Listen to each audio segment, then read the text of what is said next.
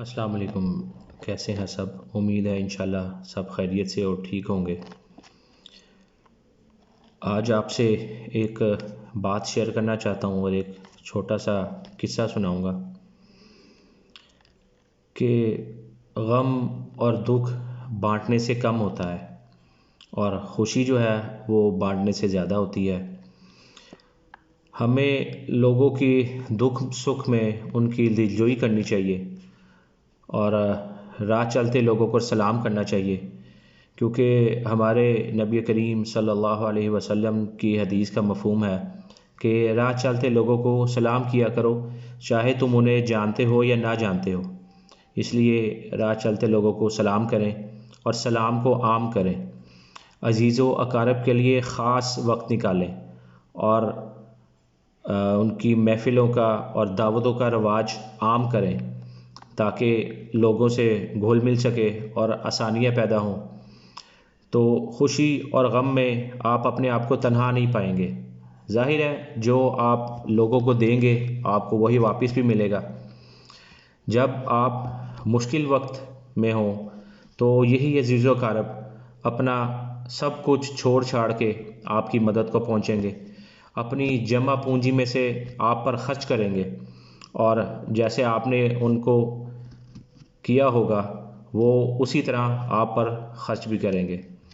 آپ کو ہر محفل میں ہر دعوت پر بلایا بھی جائے گا، اور جو کوئی بھی اللہ کی راہ میں خرچ کرتا ہے تو اللہ کا بھی دستور ہے کہ وہ اپنے آپ اوپر قرض نہیں رکھتا، اور اللہ پاک جو ہے آپ کو اس سے کئی گنا زیادہ لوٹائے گا۔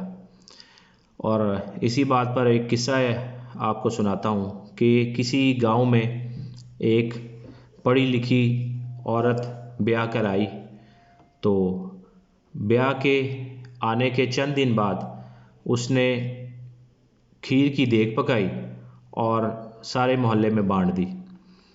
جب یہ ساری عورتیں گاؤں میں ایک جگہ پر پانی بھرنے جاتی تھیں تو وہاں پر باقی عورتوں سے ملاقات ہوئی اور کسی نے اس سے پوچھ لیا کہ تم نے آج کیا کھایا؟ تو اس نے کہا کہ میں تو پچھلے سارے ہفتے کھیر کی دیگ جو ہے وہ میں نے پکائی تھی اور وہی کھا رہی ہوں۔ تو جو ان میں سے ایک عورت تھی وہ کھیر کی بہت دلدادہ تھی، اس کو کھیر بہت پسند تھی۔ اس نے بھی یہی سوچا کہ میں کھیر کا بڑا دیش کا پکاتی ہوں اور روزانہ وہی کھاؤں گی۔ وہ گھر جا کر اس نے کھیر پکائی بڑے سے دیچکے میں اور اس نے اپنے توڑی والے کمرے میں اس کو چھپا دیا۔ گاؤں میں توڑی والے کمرے عام ہوتے ہیں تو اس نے وہاں پہ اس کو چھپا دیا۔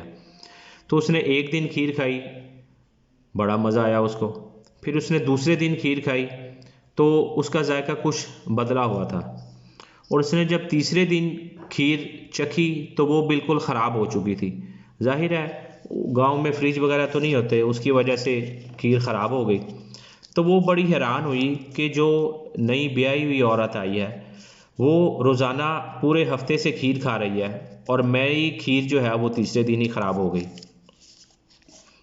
تو جب اگلے دن وہ پانی بھرنے گئی تو اس سے رہا نہ گیا، اس نے نئی بیاہی ہوئی عورت سے پوچھ ہی لیا کہ تم پورے ایک ہفتے سے کیسے کھیر کھا رہی ہو جبکہ میری کھیر جو ہے وہ تو تیسرے دن ہی خراب ہو گئی۔